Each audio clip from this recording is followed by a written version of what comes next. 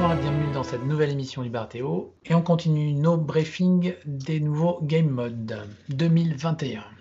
Ce soir, je suis avec Titus, Chabalou et Thierry. Salut la compagnie. Salut. Et donc ce soir, ça sera Winds of Winter.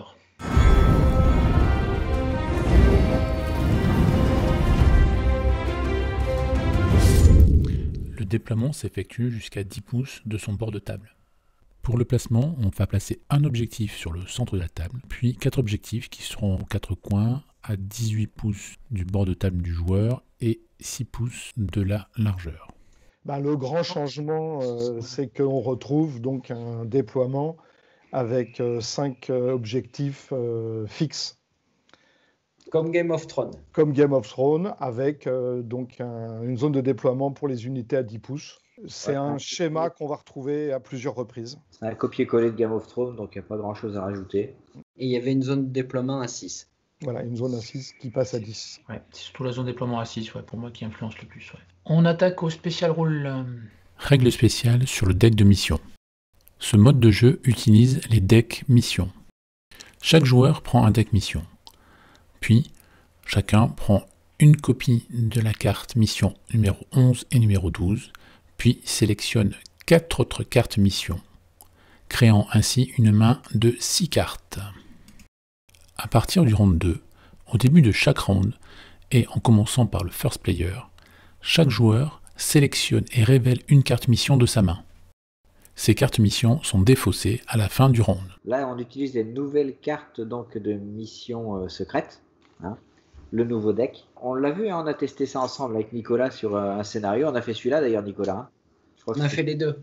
Il y a un truc déjà qui est sympa, c'est moi ce que j'aime beaucoup, alors tu me diras Nico ce que tu en penses, c'est les cartes où il y a les bisones. Vous savez, avant il fallait prendre les bisones, marquer des points. Ils ont inversé la donne. Maintenant, si tu les prends, tu donnes un point. Donc ça, c'est stratégiquement intéressant. Et ça fait les tableaux politiques qui sont un peu vides pendant les batailles parce que c'est des cartes qui sont quand même intéressantes. C'est pareil, tu sors la carte qui te permet de... le premier qui prend une zone tactique donne un point à l'autre. Celle-là est intéressante. Voilà, petit clin d'œil. On en a parlé avec Nicolas. Sur ces cartes, les points de victoire sont représentés par des pions dorés. Or, un pion doré dans le jeu, c'est un pion de 3 points.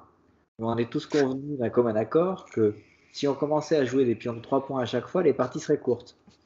Donc, ça pourrait, ouais. Il semblerait, je ne sais pas ce que vous en pensez les gars, mais il semblerait quand même que ce soit plus logique de les jouer à 1 point. C'est comme ça que je les ai joués aussi. Pareil, mais pour te dire, on peut avoir des esprits tordus, voire avisés d'une certaine manière qui voudraient... voilà. Non mais je crois que c'est l'inflation. On a baissé... et les argents, ça vaut 0 maintenant.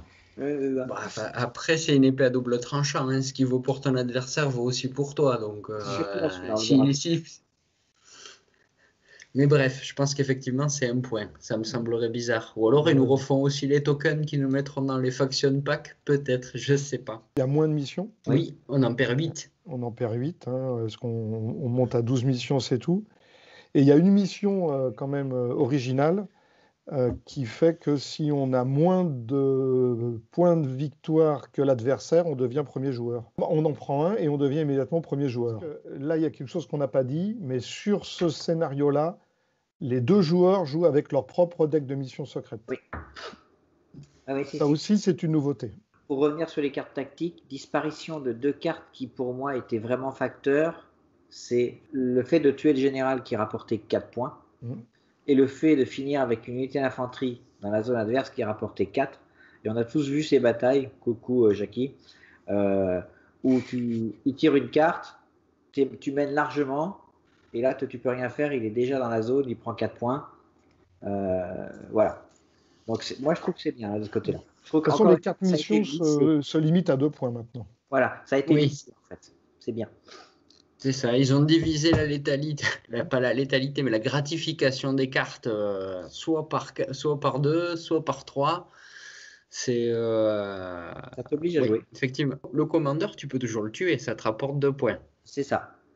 Mais si ton commandeur a été tué avant, tu as 1 point de plus si tu détruis le commandeur. Et là, pour l'unité dans la zone de déploiement, c'est même plus une infanterie, c'est n'importe laquelle et ça rapporte 2. pour revenir sur les cartes qui rapportent que 2 points, non, en effet, la destruction du commandeur peut rapporter jusqu'à 3 points. C'est ça. Une petite réflexion par rapport aux autres spoils qu'il y a eu, c'est que je trouve on retrouve un peu une identité de traitement avec les missions, avec les bisones et avec Varys, où en fait, quand on choisit une zone, on va donner un petit bonus ou un gros bonus à son adversaire, puisque Varys, on récupère aussi une partie de la zone qui a été choisie, et donc les bisones, l'adversaire qui prend une zone nous donne un point. Et la mission 11, où on peut potentiellement devenir premier joueur, je trouve qu'elle rappelle aussi un peu le nouveau Walder. Oui. En fait, j'aime bien l'idée de l'avantage que tu veux utiliser, tu le payes. Voilà. Et c'est ton adversaire qui encaisse. Par exemple, tu as besoin de l'attaque gratuite pour finir une unité qui est sur toi, par exemple. S'il a joué sa carte, tu es obligé de payer. Et quelque part, cette attaque gratuite, tu la payes un point pour prendre un point. Donc, j'aime bien l'idée. Donc, il faut qu'il change Baelish. Oui. Oh, il va te changer Baelish, de toute façon. Oui, parce que s'il ne change pas, tu peux bypass l'effet de cette carte via Baelish, mais il va certainement changer. Ouais. Et il y a un truc qu'il faut qu'on dise, c'est que les objectifs qu'on sélectionne et qu'on joue sont valables pour les deux. Oui. Il y a des cartes qui parlent d'être engagé avec des unités qui ont moins de rang que nous. Ça rapporte 1 point jusqu'à un maximum de 2. La carte des tokens, où avant c'était 3 conditions de tokens différentes sur la même unité, c'était 3 points, ou 3 fois le même token sur 3 unités différentes, c'était 3 points. Là, ça a été changé, il n'y en a plus qu'une qui joue sur les conditions. Et il faut, à la fin du round, il faut les dépenser. Il faut qu'il y en ait 2. Donc forcément différents. Sur une même unité, il faut les dépenser, ça rapporte 1 point et on peut le faire 2 fois. C'est-à-dire qu'au maximum, on rapporte 2 points maximum avec ça. Et on dépense les tokens. Mais on est toujours dans l'esprit, j'utilise quelque chose, ça rapporte à mon adversaire, même si ça me rapporte des points dans ce cas-là. Donc c'est plutôt intéressant, c'est des choix à faire. Du coup, maintenant qu'on a décrit les cartes, on va revenir sur notre scénario. On va avoir 6 cartes en main. Il y a un côté stratégique dans la création du deck, puisque voilà, tu encore. as 2 obligatoires et 4 que tu choisis. Il y a un petit deck building qui est sympa. Mais là, on n'est pas dans le principe du draft, puisqu'on a chacun son deck. Ouais. Les cartes vont être jouées à partir du round 2, en commençant par le first player. Et il n'y a pas de mission secrète. Les missions sont révélées dès le début. Ouais. Il n'y a pas d'open, tu veux dire. Voilà. Oui, voilà. Elles sont toutes open. Non, elles sont toutes open, les missions. Oui, elles sont pas secrètes que tu révèles quand tu les réalises comme c'était avant. Et c'est tout l'avantage de ce jeu, c'est que chacun sait quelles sont les missions à jouer sur la table. Et je dis bien on le verra plus tard. On ne nous précise pas à quel moment on choisit nos cartes de mission pour faire son deck de mission. Oui, c'est vrai. Et donc, si on ne le sait pas, est-ce qu'on arrive avec son deck de mission et sa faction, ou est-ce qu'une fois qu'on connaît la liste de l'adversaire, on fait son deck de mission? Oui, c'est quelque chose qu'il faudra préciser. Oui, en effet, à quel moment on fait notre deck. Oui, c'est vrai. Mais je pensais que c'était après moi le choix de chaque armée, mais en effet, c'est pas précisé. Bien vu Thierry. On va passer donc règle spéciale sur les objectifs. Règle spéciale sur les objectifs. Pour contrôler un objectif, à la fin d'un mouvement, il faut entièrement le recouvrir. S'il n'est pas entièrement recouvert, l'objectif n'est pas contrôlé. On contrôle cet objectif tant que l'on n'est pas engagé avec un ennemi ayant plus de rang que nous-mêmes. Pour les solos, on va compter le nombre de points de vie restants, ce qui correspondra au nombre de rangs. Il n'y a pas de changement sur les objectifs. Pour le contrôle d'objectifs, on est toujours pareil. Ouais, il faut recouvrir. Ok, et bien maintenant on passe aux règles de scoring. Règle spéciale scoring. Les cartes mission vont lister différentes manières de gagner des points de victoire supplémentaires pour les joueurs. Chaque mission révélée peut être scorée par n'importe quel joueur à partir du moment que les conditions sont remplies. Les objectifs ne rapportent pas de points de victoire supplémentaires, sauf si une carte mission le spécifie. En fait, le scoring, c'est comme d'habitude, c'est les cartes que tu as jouées qui rapportent des points. La grande nouveauté, c'est que même la carte jouée par ton adversaire peut te rapporter des points. Si tu réunis les conditions pour marquer les points en t'appuyant sur la carte adversaire, tu peux les prendre aussi. Donc, ça crée encore pas mal de choses. Je prends l'exemple des zones parce que c'était flagrant pour l'avoir joué. Tu joues par exemple la zone de ton côté. Si l'adversaire prend l'épée ou la lettre, tu marques un point. Mais si tu la prends, tu donnes un point. Donc, ça bloque la zone, littéralement, comme c'est fait. Et puis, je trouve que c'est très intéressant que les missions soient ouvertes aux 2 joueurs. Ça va apporter une réflexion qu'on n'avait pas jusqu'à présent. À l'inverse, en fait. On va réfléchir à l'inverse. Ouais. On réfléchit de manière différente. Et il y a une règle qui a disparu, c'est que on compte. Là maintenant, on score aussi des points sur les unités détruites. Oui, bien vu. Ça, c'est très important, et ça va être encore plus important dans un autre scénario, qui, à mon avis, même présentera des problèmes. Et la limite est à 10 points aussi, et pas à 12. Exactement, le stack and limit des points est à 10, donc encore une fois, on n'a plus ce 12 points, et donc on lise tout, hein, c'est l'idée. Et ceci dit, ça simplifie un peu, au lieu d'avoir des scénarios avec des petites subtilités qui changent. Bon, on a la même manière de revendiquer les objectifs, sauf dans un ou 2 cas, mais globalement, on gagne les points de la même manière. Par contre, ce n'est pas précisé ici si le général... Il donne rien de bonus. Il donne rien de particulier. Hein. Oui, de toute façon, comme on ne score pas sur les objectifs, sauf sur les missions, c'est logique. Le général n'est pas... alors, un peu comme dans l'ancien, le général sur table sur Winds of Winter n'était pas très très important, voire on évitait de le mettre. Donc là, est-ce qu'on évitera de le mettre? Je ne suis pas sûr. Par contre, il n'est pas plus important. Maintenant, notre avis sur ce scénario.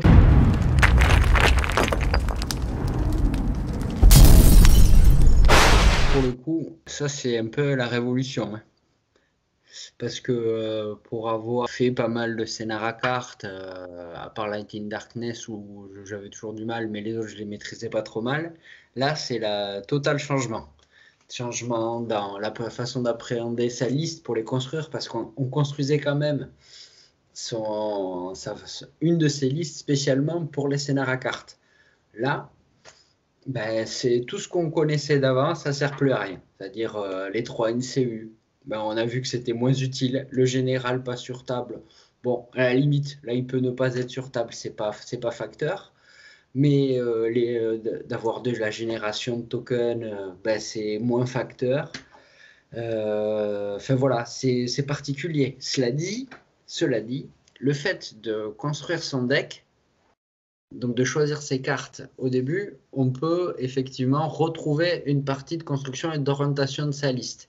Mais je crains que ça soit pas forcément un bon choix de trop spécialiser une liste pour les scénars à cartes, en tout cas pour être spécialement performante sur ce type de scénar, parce que déjà il n'y en a que 2 sur 9, donc si les scénarios sont pas connus, si on aborde un tournoi, c'est prendre un risque, ou tenter sa chance comme on veut. Et c'est pas forcément évident. Vu le panorama global de tous les scénarios, en fait, aller sortir un scénario spécifique et donc prendre 50% de sa construction d'armée pour le tournoi juste pour 2 scénars sur 9, ça me semble un peu plus, un peu plus risqué. Voilà. Sinon, après, effectivement, un nouveau scénar, un nouveau mécanisme, des choses très intéressantes. Faire très très attention à la perte d'unité, parce que là, du coup, ça donne des points. Petite subtilité qu'on ne voit pas forcément, et quand on l'expérimente, ça surprend. Donc voilà ce que j'avais à dire là-dessus. Moi, je suis assez satisfait parce que je craignais tout le temps les scénarios à cartes. D'abord parce qu'il fallait faire une constitution d'armée spécifique entre les 3 tokens, entre toutes ces choses-là. Et je trouvais qu'il y avait, si dans le choix des cartes, le choix des cartes, dans le hasard qui nous attribuait des cartes, on n'avait aucune carte qui nous permettait vraiment de scorer, on donnait la victoire à l'adversaire sans pouvoir rien faire. Et je trouvais que c'était très souvent déséquilibré. Je me dis que là, déjà, le fait qu'une mission soit partagée avec les 2 joueurs, nécessairement, il n'y a plus de mission qui va déséquilibrer naturellement la partie. Donc moi, ce scénario-là, je suis tenté de le tester. Je ne l'ai pas encore testé, mais il me plaît bien. Alors moi, je suis assez emballé par ce scénario. Tu vois, je te disais de Game of Thrones sur les émissions précédentes, là. J'étais moyennement content de ce scénario. Alors celui-là, moi, il me plaît beaucoup. Pour diverses choses. On retrouve tout. Tu as la construction de deck. Tu as ton deck de cartes secrètes. Tu as tes listes qui sont plus spécialement adaptées à ces scénarios-là, ce que disait tout à l'heure Thierry, les 3 tokens, le général qu'il ne faut pas perdre. Donc voilà, tu peux y aller. 10 points, donc c'est clair. On a tous vu des joueurs en tournoi qui pensaient avoir gagné à 10 et on lui dit bah non, c'est 12. C'est spécial celui-là. Donc là, c'est bien, c'est clair, c'est propre. Les zones de déploiement sont simples. Les cartes, c'est toi qui les joues. Tout le monde peut jouer. Donc, place à la stratégie, plutôt qu'à la chance qu'on peut tous avoir ou pas avoir. Moi, j'ai un exemple typique. J'ai gagné avec du Targaryen contre... c'était du Free Folk au Master of Westeros. Si mon adversaire se rappelle, c'était du vol. J'avais toutes les cartes qui fonctionnaient. Lui n'avait rien. Voilà. Donc je pense qu'il ne s'est pas amusé. Et pour être clair, je ne me suis pas vraiment amusé non plus parce que quand tu as quelqu'un qui ne tire pas les bonnes cartes, dis que là, il y a de la stratégie dans ton deck. Donc très bien. Je suis entièrement d'accord avec vous tous. Ouais, vraiment, ce scénario, je le trouve génial. Je le trouve génial. Cette transformation des cartes missions aussi bien lissée, puis le fait de bloquer des zones du plateau politique, du plateau stratégique, je trouve ça chouette. Ces cartes missions qui sont communes aux deux, un très bon point. On va pouvoir vraiment construire toute une stratégie. On va pouvoir s'amuser encore plus en amical qu'en tournoi, je pense.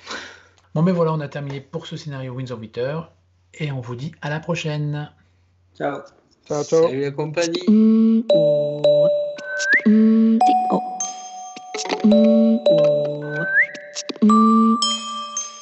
J'ai le droit à une bière. Ah, 2. Ah, 2.